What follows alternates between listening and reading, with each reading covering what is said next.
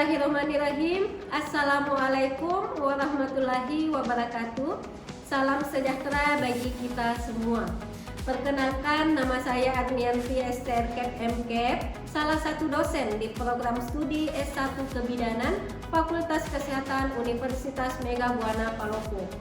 Bidang ilmu yang saya tekuni yaitu kebidanan. Pada kesempatan kali ini, perkenankan saya menyampaikan pernyataan diri dosen dalam unjuk kerja Tridharma Perguruan Tinggi PDD UKTPT, khususnya di bidang pengajaran pada mata kuliah Asuhan Kebidanan pada Kehamilan. Mata kuliah Asuhan Kebidanan pada Kehamilan merupakan mata kuliah wajib bagi mahasiswa semester 5 pada program studi S1 Kebidanan Fakultas Kesehatan Universitas Mega Buana Palopo. Mata kuliah ini memiliki bobot 6 SKS, terdiri dari 1 SKS teori, 2 SKS praktek laboratorium, dan 3 SKS praktek klinik. Adapun capaian pembelajaran pada mata kuliah ini adalah 1.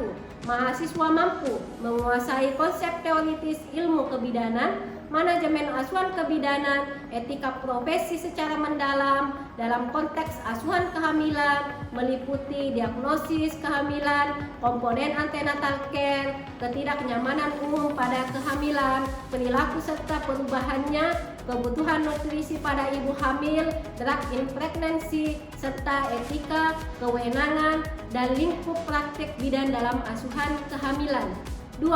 Mahasiswa mampu mengaplikasikan keilmuan kebidanan dan mendemonstrasikan keterampilan dalam menganalisis masalah serta memberikan petunjuk dalam memilih alternatif pemecahan masalah pada lingkup praktek kebidanan terkait kehamilan yang mencakup screening kesejahteraan janin, screening resiko maternal selama kehamilan, penggunaan risk assessment tools pada ibu hamil, serta pelaksanaan manajemen asuhan pada kehamilan.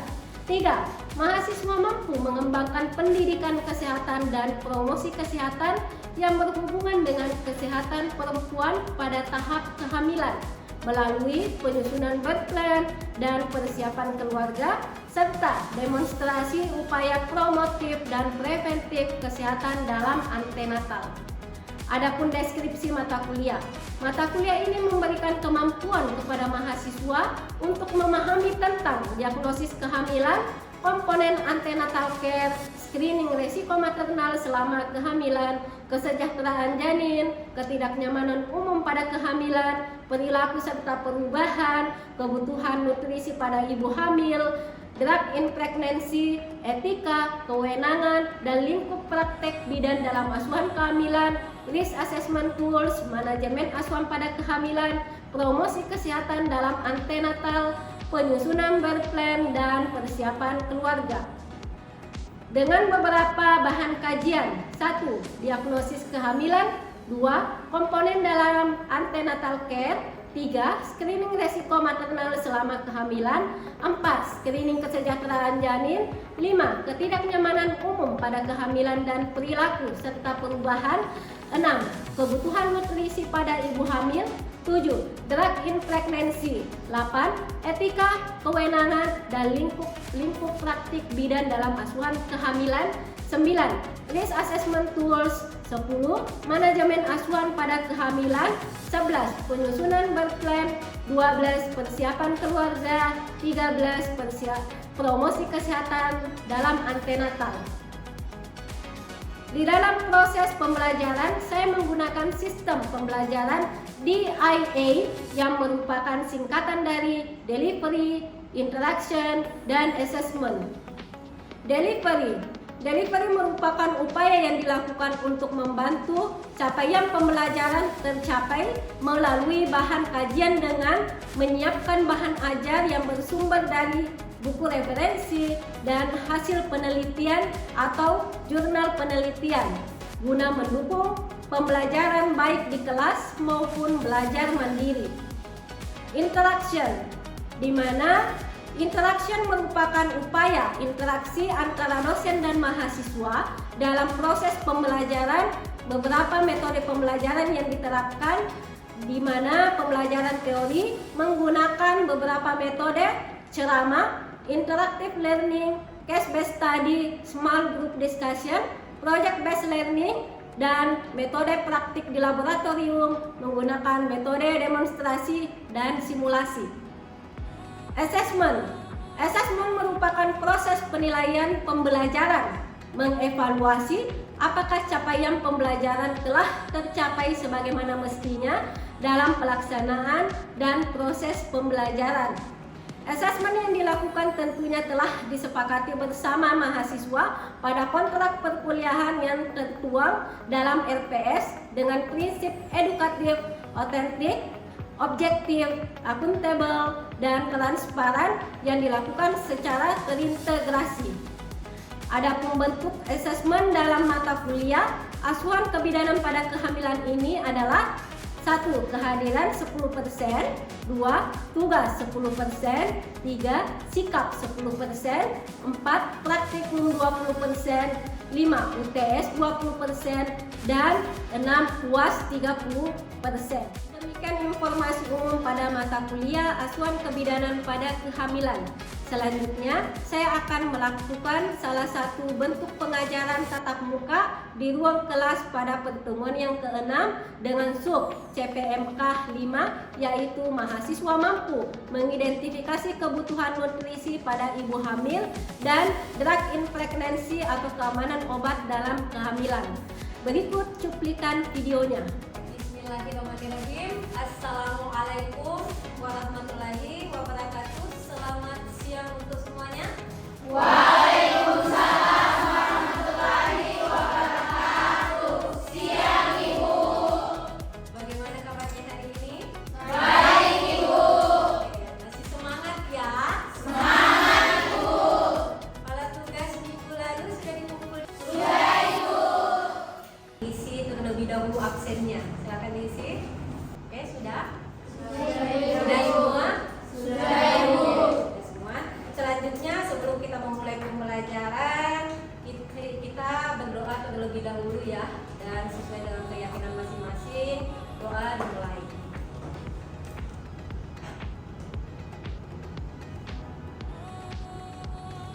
Doa selesai. Sudah siap belajar? Siap Ibu. Oke, siap ya. Dan sebelum kita memulai pembelajaran pada hari ini, saya akan merefleksi kembali pelajaran minggu lalu. Masih diingat enggak? Masih Ibu. Kalau masih diingat, siapa kira-kira yang bisa?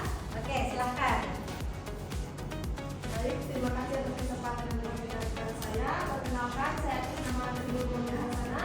Di sini saya akan memberikan beberapa materi yang saya ingat terlebih dahulu mengenai ketidaknyamanan pada ibu hamil. Yang pertama itu sering terjadi nol muntah pagi hari atau klinis pada trimester pertama. Kemudian nyeri panggul karena perubahan suhu tubuh. Kemudian mood swing yang terjadi pada ibu hamil karena hormonnya naik turun. Kemudian sering buang air kecil karena penekanan pada kandung kemih yang perutnya membesar. Kemudian terjadinya sembelit karena kurangnya serat yang dimakan oleh ibu hamil. Oke, bagus ya. Oke, masih diingat ya, pelajaran minggu lalu kita membahas terkait dengan ketidaknyamanan tubuh pada ibu hamil. Biasanya adalah terkait dengan mual muntah, mood yang tiba-tiba berubah-ubah, setelah itu terkait dengan hormonal, dan tambah lagi terkait dengan sering pusing. Biasanya itu terjadi di awal kehamilan.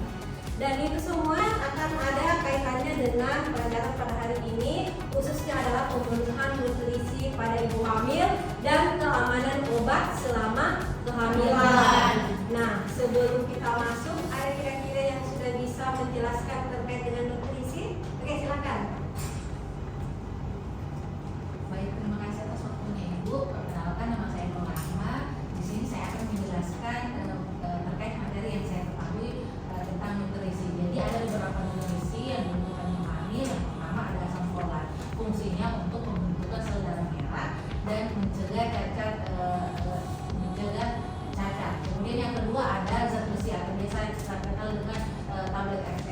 Zat besi ini fungsinya untuk pembentukan sel darah merah dan untuk mencegah anemia. Yang ketiga ada kalsium. Kalsium di sini berfungsi untuk pembentukan tulang dan gigi pada janin. Kemudian yang keempat ada protein. Protein ini fungsinya untuk pertumbuhan janin dan kesehatan ibu. Itu saja Bu yang saya pahami. Oke, bagus sekali. Artinya kalian ini sudah ada yang lebih memahami terkait dengan gizi, ya. Dan selanjutnya mungkin masih ada bisa satu. Oke, silakan. Baik, terima kasih atas kesempatan yang telah diberikan kepada saya. Di sini saya akan menjelaskan sedikit pengetahuan saya tentang nutrisi, di mana yang saya ketahui nutrisi pada kita itu terbagi dua, ada mikro dan juga makro. Di mana kalau nutrisi terdiri dari karbohidrat, protein, dan juga lemak. Kalau karbohidrat ini seperti nasi, kalau proteinnya ini seperti tempe, dan lemaknya itu seperti kacang-kacangan. Nah, mikro ini seperti yang telah dijelaskan tadi dalam nama ini seperti terdiri dari zat besi. Baik, Ini nutrisi dan keamanan obat selama kehamilan. Nah, ada tuh indikator capaian yang mesti kalian ini ya kuasai. Yang pertama yaitu menjelaskan dasar nutrisi esensial selama kehamilan. Yang kedua, mengidentifikasi kebutuhan nutrisi pada ibu hamil. Yang ketiga, mengidentifikasi dan menjelaskan prinsip-prinsip dasar farmakologi pada kehamilan termasuk perubahan fisiologis pada ibu hamil. Dengan pembahasan pada hari ini kita akan fokus pentingnya nutrisi optimal dan keamanan obat bagi ibu hamil. Pemahaman ini sangat krusial. Maksudnya pemahaman yang krusial itu pemahaman yang perlu untuk diketahui atau penting untuk diketahui, di mana berkaitan dengan kesehatan ibu dan perkembangan janin yang optimal. Nah, selama hamil ibu harus menambah asupan makanannya, ya, dalam hal untuk memenuhi kebutuhan gizi maupun janinnya. Dan jika pola makan ibu sehari-hari mengandung nutrisi yang tidak cukup, nah bagaimana dengan pemenuhan nutrisi pada janinnya? Jadi kita mesti optimalkan nih pada saat hamil, pada saat sebelum hamil akan merencanakan kehamilan, nutrisinya ini terpenuhi, apalagi pada saat dia hamil. Jadi asupan yang dikonsumsi mesti lebih banyak dibanding sebelum hamil. Nah, selanjutnya mengapa nutrisi penting saat hamil? Nah, yang pertama adalah terkait dengan dukungan janin. Jadi maksud dengan dukungan janin yaitu dengan nutrisi yang sehat otomatis dapat mendukung perkembangan dan pertumbuhan janin, ya. Dan terkait dengan kesehatan ibu, nah bagaimana kalau misalnya yang kita ketahui terkait dengan nutrisi itu sama halnya dengan fondasi dalam kesehatan, di mana kalau nutrisi yang asupan nutrisinya bagus, otomatis kesehatannya juga akan optimal atau bagus. Nah, yang ketiga adalah terkait dengan pencegahan komplikasi. Ingat, terkait biasanya banyak penyakit yang muncul, komplikasi yang muncul, salah satu penyebabnya adalah kekurangan nutrisi. Nah, kalau misalnya nutrisinya otomatis memenuhi keluhan-keluhan yang ketidaknyamanan tadi seperti mual-muntah, pusing-pusing, itu bisa diminimalisir dengan pemenuhan gizi. Jadi terkait banyak sekali ya, umumnya ibu-ibu hamil khususnya di trimester awal itu dia mengalami yang namanya mual-muntah. Nah, bagaimana sih supaya nutrisinya tetap terpenuhi? Salah satunya adalah ibu hamilnya tetap mengupayakan asupannya dengan makan sedikit-sedikit namun sering. Betul sekali. Nah, yang keempat adalah asupan kalori, ya. Kebutuhan kalori ibu meningkat sekitar 300 sampai 500 kalori per hari. Kenapa? Karena kan yang membutuhkan sudah 2 orang, ya, ibu dan janin. Nah, riwayat nutrisi sebelum hamil. Nah, riwayat ini juga penting. Bagaimana riwayat ibu sebelum hamil? Apakah dia dinikah atau dalam artian status gizinya kurang? Nah, itu penting sekali. Kenapa? Akan mempengaruhi terkait dengan nutrisi status gizi pada saat kehamilan. Gizi selama hamil akan meningkat, ya, terkait dengan pada saat sebelum hamil, sesudah hamil, ini pada saat dia hamil akan menambah kembali ininya gizinya. Jadi gizi yang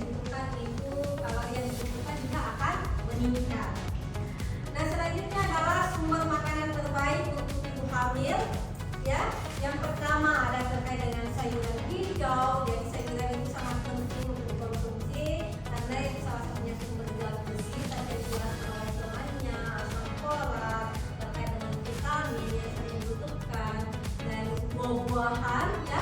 Nah itu banyak sekali ya terkait buah-buahan yang ada di lingkungan sekitar, misalnya pisang yang mengandung vitamin C tinggi, kalium, itu semuanya buah-buah rata-rata sehat untuk dikonsumsi.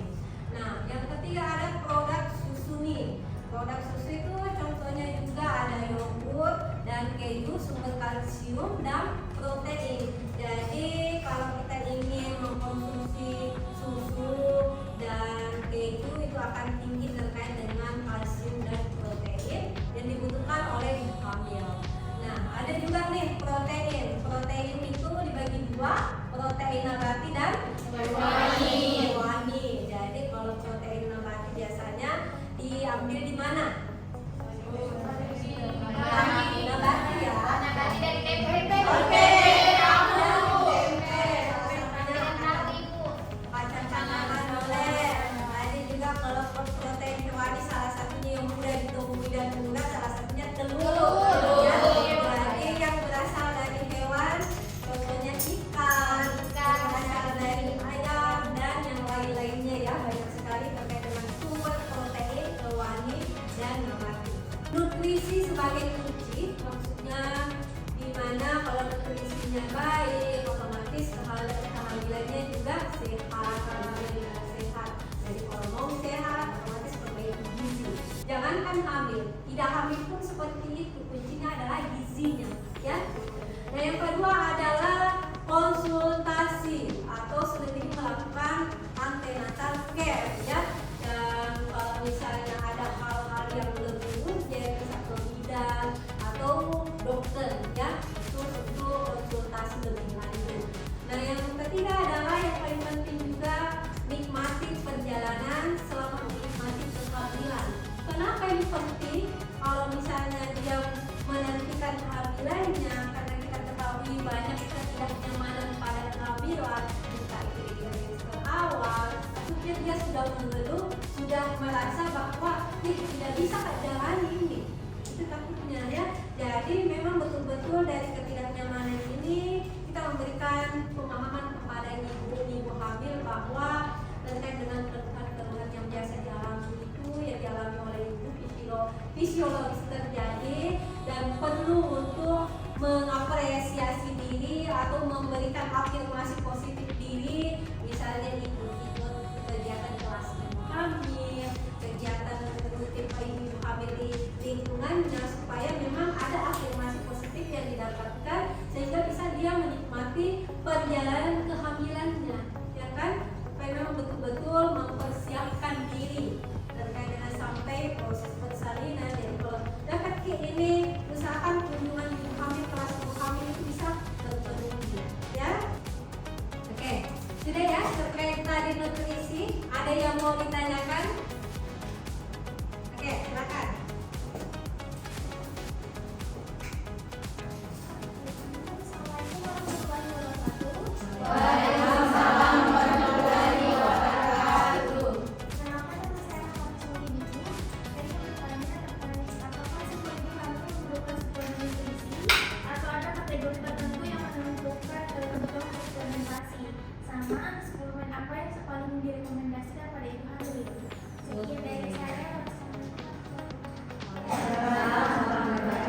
Sangat bagus ya pertanyaannya terkait dengan suplemen ini ibu hamil yang biasa diberikan.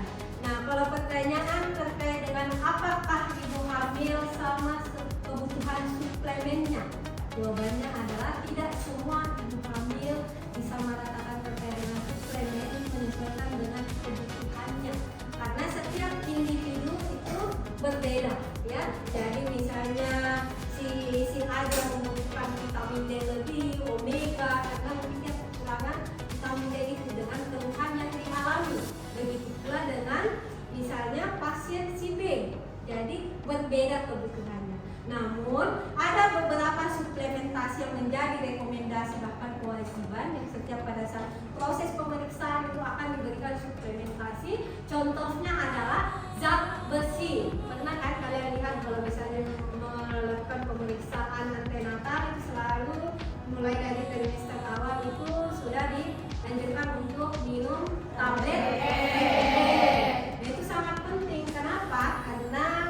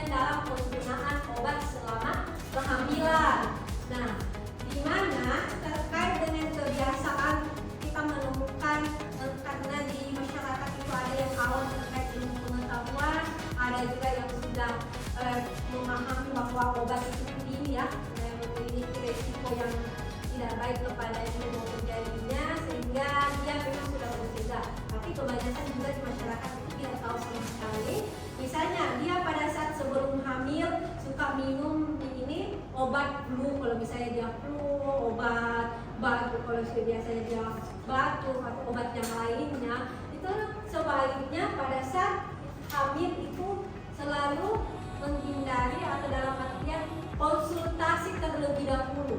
Jangan mengkonsumsi obat ya sembarangan dalam artian tanpa konsultasi dokter.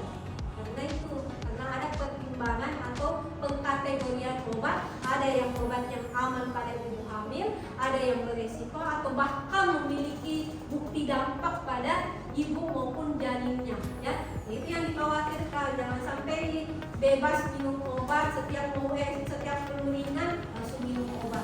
Padahal kita sebisa mungkin menghindari obat pada saat hamil ya. Nah, mengapa penting penggunaan obat selama kehamilan menjadi perhatian?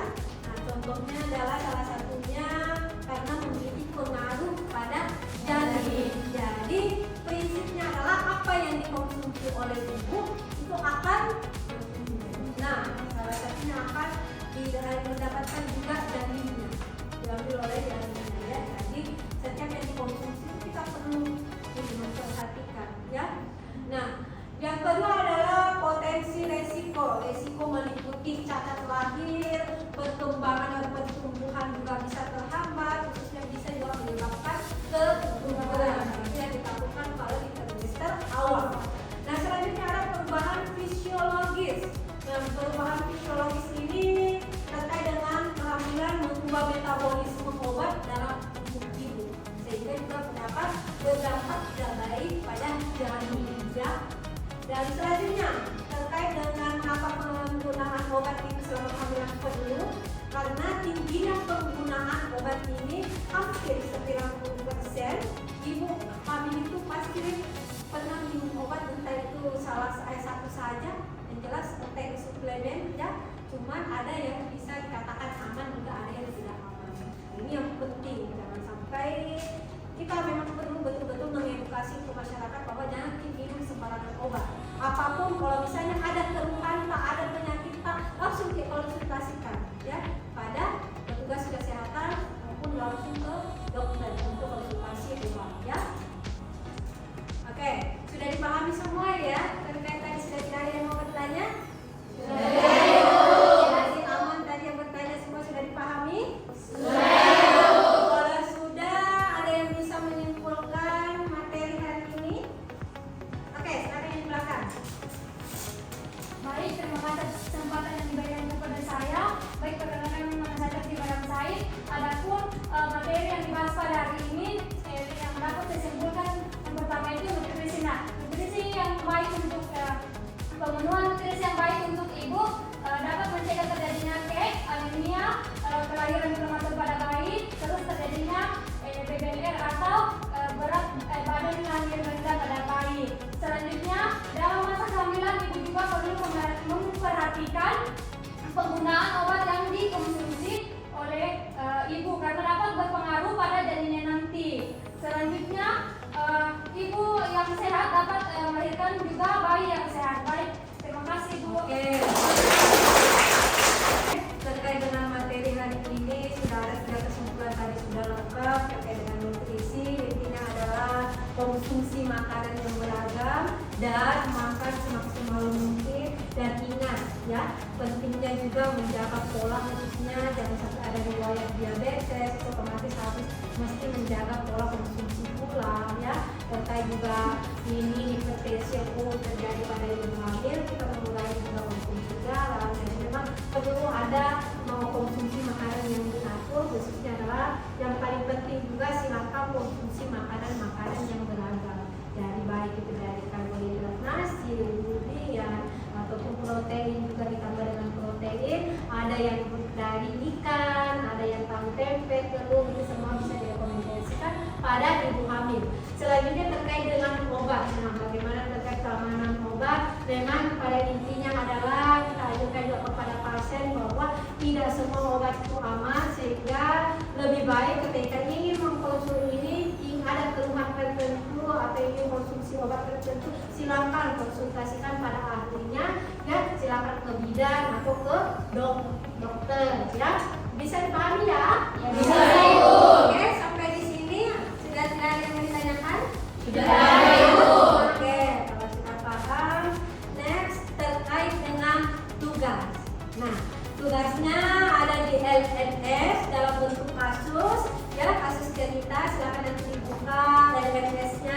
lalu dibuka file tugasnya. Di situ ada contoh kasus dan cerita terkait dengan ibu hamil yang datang ke puskesmas, bagaimana dia melakukan pemeriksaan, analisis semuanya. Lalu kalian menganalisis, ya, tugasnya adalah menganalisis, di mana ada 3 soal. Yang pertama adalah identifikasi kebutuhan nutrisi spesifik kasus tersebut berdasarkan usia kehamilan dan riwayat kesehatannya.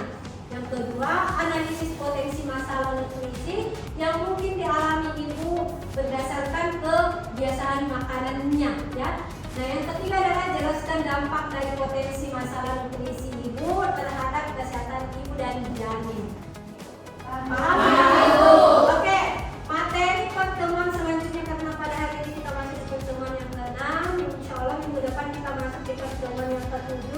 Kita akan membahas terkait dengan screening resiko maternal selama kehamilan. Jadi silakan kalian membaca referensi yang terkait di perpustakaan, banyak sekali terkait dengan buku-buku yang ini ya, sesuai referensi terkait materi minggu depan, dan silakan kalian searching beberapa artikel yang terkait supaya pada saat minggu depan pertemuan kalian sudah bisa lebih memahami dan sisa bagaimana menanyakan apa yang kurang jelas, ya. Bisa ya? Bisa. Kalau sudah tidak ada lagi, kita tutup pertemuan pada hari ini. Semoga apa yang kalian pelajari pada hari ini bisa bermanfaat, dan lebih dan kurangnya mohon dimaafkan. Saya tutup, wabillahi taufiq wal hidayah. Wassalamualaikum warahmatullahi wabarakatuh. Waalaikumsalam warahmatullahi wabarakatuh. Terima kasih, Bu. Itulah tadi cuplikan cara mengajar saya pada mata kuliah Asuhan Kebidanan pada Kehamilan di dalam kelas. Semoga bermanfaat dan terima kasih. Wassalamualaikum warahmatullahi wabarakatuh.